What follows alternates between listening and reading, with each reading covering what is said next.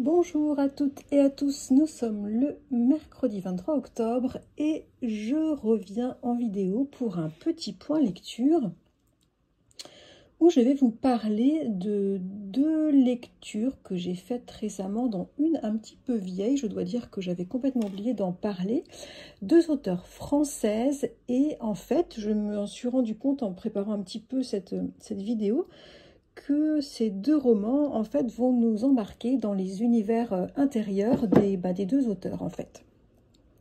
Alors je commence tout de suite avec le tout dernier roman de Maëlys de Kerangal, Jour de ressac. Maëlys de Kerangal, donc une auteure dont j'ai lu pas mal de livres et que j'apprécie plutôt. Ce dernier roman est paru à la fin du mois d'août, je crois, et je n'avais pas pu résister au fait de me l'offrir. Alors, et d'ailleurs, je l'avais aussitôt acheté, aussitôt lu. Dans ce roman met en scène une narratrice qui est parisienne, qui est une femme quinquagénaire, qui exerce un métier en freelance, qui est le métier de voix off. Donc elle fait les voix off en français de séries et de films. Donc elle vit à Paris, mais ça, je crois que je l'ai déjà dit. Un matin ou un jour, bref, un après-midi, peu importe, elle reçoit l'appel d'un policier du Havre qui lui demande si elle pourrait venir, parce qu'en effet, le corps d'un homme non identifié a été retrouvé sur la plage du Havre. Et ils sont en difficulté pour identifier cet homme, sauf qu'ils ont retrouvé dans sa poche un ticket de cinéma où est inscrit le numéro de portable de notre narratrice, dont d'ailleurs on ne connaît pas le prénom. Alors évidemment, la narratrice, ça l'intrigue. En plus, elle a vécu jusqu'à ses 18 ans au Havre et elle n'y a jamais remis les pieds depuis et elle n'y a plus aucun contact. Alors hop, elle informe de cet étrange appel son mari et sa fille, qui a une vingtaine d'années, qui est étudiante, qui est également championne d'escrime. Et puis le lendemain matin, elle file à la gare Saint-Lazare et elle monte dans le premier train pour la ville du Havre. Alors je dois dire que jusqu'ici j'étais super emballée parce que j'aimais retrouver la plume particulière et très agréable de Maëlys de Kerangal, et puis en plus ça sentait vraiment bon le petit polar. Voilà, j'étais très emballée, mais très vite on se rend compte que l'auteur nous embarque en fait le temps d'une journée au Havre, dans les souvenirs mélancoliques de jeunesse de la narratrice, où elle va revivre en fonction de certains événements de la journée, la visite au commissariat, une balade sur la plage, le fait d'aller boire un thé dans un bar en bord de mer. Elle va revivre certains souvenirs de jeunesse, d'enfance. Elle va revivre aussi bien la tristesse d'une grosse déception amoureuse qu'elle a eue lorsqu'elle avait 17 ans. Donc elle nous trimballe comme ça, Maëlys de Kerangal, dans le passé de cette femme, mais aussi dans le passé de cette ville, le Havre, qui a été entièrement rasée en 1944, et puis dans ce qu'elle imagine, l'auteur du traumatisme des habitants qui ont refusé de partir comme il leur avait été conseillé. Maëlys de Kerangal, elle en profite également pour nous expliquer que la ville serait devenue une vraie plaque tournante européenne de drogue, que c'est devenu un lieu ultra mafieux et très dangereux. Voilà, elle nous fait bien passer ces messages-là. Elle nous parle aussi de migration. Il y a une petite histoire avec des migrants de passage dans la ville. Elle nous parle aussi de l'intelligence artificielle qui va tout rafler et qui va faire perdre le boulot à notre narratrice. Bref, j'ai trouvé que ce livre relevait plutôt d'un petit exposé didactique et un peu sombre quand même sur l'histoire passée et contemporaine de la ville du Havre, et puis aussi sur plein de sujets de notre société contemporaine. Dans tout ça, dans toutes ces thématiques, j'ai trouvé qu'il n'y avait rien de bien nouveau, rien de bien profond non plus, et puis surtout très très peu de rapport avec l'intrigue plutôt alléchante du début, mais une intrigue qui ne va pas persister malgré tout parce qu'elle est complètement engloutie sous les cogitations très variées et décousues de notre narratrice qui est en train de se replonger dans son passé. Alors quand même, j'ai tout de même aimé cette balade mélancolique dans la ville du Havre, qui est une ville où j'ai pas mal de souvenirs et que j'apprécie, enfin que j'aime beaucoup me rendre. J'ai aimé voilà, que Maëlys de Carangal la décrive ainsi, et puis nous y promène, ça c'était vraiment agréable.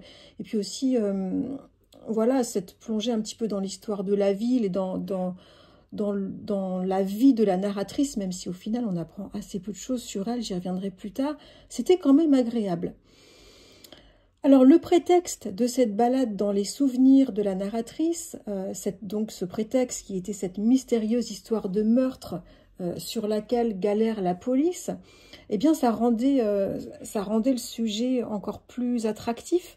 Mais alors pour moi ça a été une grosse frustration que ce ne soit resté en fait qu'un prétexte, parce qu'en fait on ressort de là essoré par plein de souvenirs et par plein de choses que nous raconte Maëlys de Carangal sur plein de thèmes différents, mais alors sans aucune explication sur la petite intrigue qu'elle nous présentait au début. Et là j'avoue que c'était vraiment une déception à ce niveau. Je dois dire aussi que j'ai assez peu cru en ce personnage de la narratrice, son métier, cette voix off, et le fait qu'elle se rende compte, alors qu'on le sait tous quand même, hein, que son métier enfin qu'elle risque de perdre son métier avec les effets de l'intelligence artificielle. J'ai pas cru non plus, enfin voilà, on sait peu de choses sur son mari imprimeur, un personnage assez taiseux, mystérieux, qui avait l'air super intéressant. On sait également assez peu de choses de la vie de leur fille qui est étudiante et qui est également escrimeuse. C'était des personnages, j'ai trouvé, à la base super intéressants, mais en fait assez peu fouillés et qui au final m'ont juste donné l'impression en fait d'une famille bobo, enfin voilà, une surface de famille bobo et un peu avec une ambiance tout va bien, enfin un peu l'Américorée, je sais pas si vous voyez, si c'est un peu clair. Du coup, c'était un peu frustrant parce que c'était pas du tout développé. J'aurais vraiment adoré que ces personnages qui ont une base quand même très intéressante soient plus développés et aussi articulés à cette histoire de déambulation nostalgique, parce que j'ai trouvé qu'il y avait vraiment matière.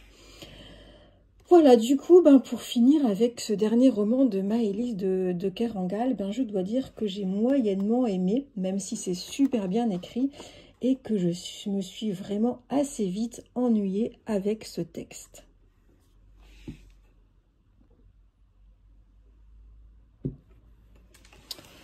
Je voulais également vous parler d'un petit coup de cœur dont j'avais complètement oublié de parler ici. C'est une très courte lecture de 144 pages que j'avais lu au début de l'été et qui avait été vraiment un vrai coup de foudre. C'est la dernière publication de l'auteure française Michel Lèbre, dont j'apprécie beaucoup les romans, même si je n'ai pas tout lu de l'œuvre de Michel Lèbre. Et ce dernier texte de Michel Lèbre, c'est La Furieuse, Rives et dérives, et ce n'est pas un roman, c'est un récit autobiographique où l'auteur va explorer avec beaucoup de poésie et aussi avec une très douce et très juste nostalgie.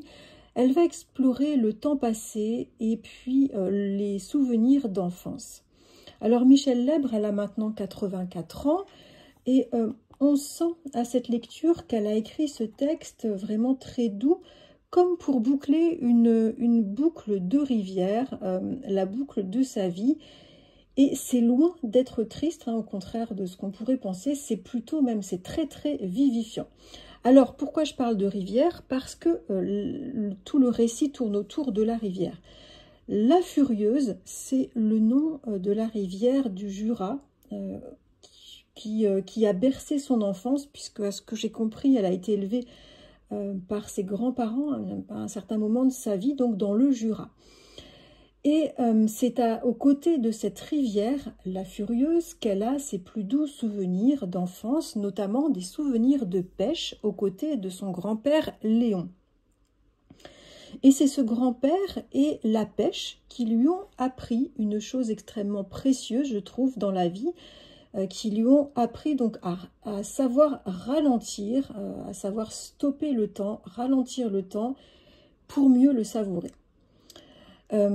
Cette rivière, la Furieuse, et son petit lac attenant, où il partait pêcher tôt, elle avec son grand-père, dans la brume le matin, avec le chien, et puis aussi avec des casse-croûtes préparées par sa grand-mère, eh bien, ces souvenirs-là, c'est ce qui l'a construite, elle l'explique bien, c'est l'origine de son monde interne, et depuis, elle a toujours eu une fascination pour les rivières.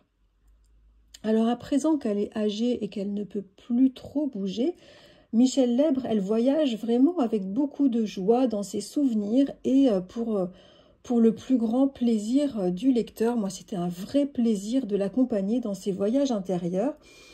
J'ai adoré en savoir plus sur cette femme dont les romans me touchent toujours beaucoup. Elle nous balade dans ses souvenirs d'enfance, dans des moments de sa vie marquants, même si d'apparence anodins, dans les choses qui l'ont émue ou qui l'émeuvent toujours, dans ses sentiments amoureux. Elle nous fait vivre aussi des rencontres qui ont été importantes pour elle. Elle nous parle de ce qui la touche, des livres qu'elle a lus qui parlent des rivières. Ça, je me suis fait la petite liste et j'ai envie de m'en procurer certains. Elle nous parle aussi de ses rencontres avec diverses rivières et fleuves de France ou alors du monde entier, qu'elle a toujours aimé approcher pour rapprocher, j'imagine, pour mieux se rapprocher de cette rivière, la Furieuse, où elle a tant de souvenirs de paix. C'est une lecture que j'ai trouvée très riche, très douce, très contemplative, pleine de sagesse et d'intelligence, très très apaisante, par les réflexions que Michel Lèbre aborde en toute simplicité, mais aussi par la plume très limpide et très poétique qui, moi, m'accroche toujours. Alors, je vais vous lire le début parce que je pense que c'est important de se rendre compte du style de l'auteur que je trouve est très, très accrocheur. Hop. Alors là, il y a une photo de ses grands-parents, Léon et Mathilde, auxquels elle est très, très attachée. Dans mes nuits inquiètes, parfois, surgit l'étang et son beau silence que seules les grenouilles troublaient. C'est toujours l'été. J'ai 10 ans et pourtant je suis vieille. J'entends les voix éteintes, je vois les corps disparus. J'ai peur de quitter ce paysage et m'abandonne à son discret battement de cœur. Je m'évade et tente de retrouver le chemin de cette modeste campagne qui n'existe plus, avalée par la mécanique implacable du progrès. Je cherche comment échapper à ces images douloureuses, même si elles me ramènent au délicieux après-midi où mon grand-père Léon et moi pêchions ensemble, chacun sa canne à pêche, chacun ses rêves. Il m'apprenait, sans le savoir, les échappées intimes. Je trouve ça très très beau. C'est une lecture très, comme je le disais, vivifiante, qui fait vraiment du bien. C'était bon de se rapprocher comme ça de cette personne, Michel Lèbre. J'ai trouvé qu'elle a, qu'elle a une âme simple et brillante, positive.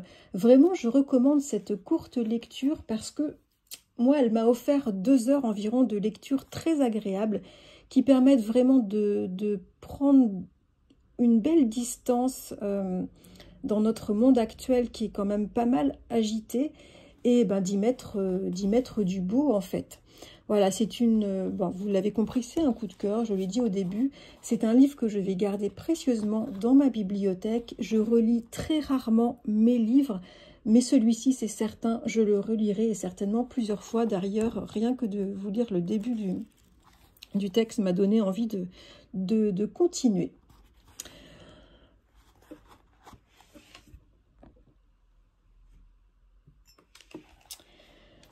Voilà pour les 2 lectures dont je voulais vous parler aujourd'hui. Petit point sur mes lectures en cours. J'ai commencé il y a quelques jours le Louise Penny dont je vous parlais la dernière fois, La nature de la bête. Et je suis contente parce que comme je l'expliquais la dernière fois, j'avais été très déçue sur le tome précédent. Donc du coup, j'avais abandonné la saga de polar québécois de Louise Penny. Et là, ça y est, c'est bon. Je retrouve avec plaisir le village de Three Pines, la librairie de Myrna, l'auberge tenue par Oliver et son ami, la vieille poétesse Ruth et l'inspecteur Gamache et sa femme qui s'y sont installés. Bref, voilà, j'en parlerai plus tard. L'intrigue est très très chouette. C'est une très très bonne lecture d'automne. J'en suis à plus de la moitié, donc je pense que je l'aurai fini d'ici la fin de la semaine.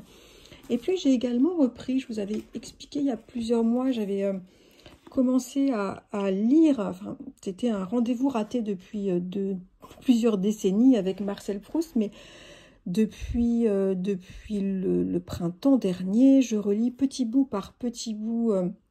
Je me plonge de temps en temps dans Du côté de chez Swann et vraiment j'accroche de plus en plus. Alors avec pris une pause durant l'été, là j'ai repris et de temps en temps je me fais 20 minutes, une demi-heure à me plonger dans la plume de Marcel Proust et c'est un vrai bonheur à chaque fois. Voilà pour ce point lecture, pour ce mercredi 23 octobre. N'hésitez pas à me dire si vous connaissez ces auteurs, Michel Lèbre, que je recommande vraiment. Si vous aimez, si vous avez lu le dernier roman de Maëlys de Carangal, ça m'intéresse vraiment de connaître votre avis, votre ressenti sur son dernier opus, même si moi j'ai été très très déçue. Et puis tout simplement, n'hésitez pas à me dire ce que vous lisez en ce moment, si vous passez de bons moments de lecture. Je vous attends comme d'habitude en commentaire, même si c'est juste pour me mettre un petit emoji, ça fait toujours plaisir de savoir que je ne parle pas dans le vide et aussi bien entendu d'échanger avec vous. En attendant le prochain point lecture, je vous souhaite de super chouettes lectures et je vous dis à très bientôt.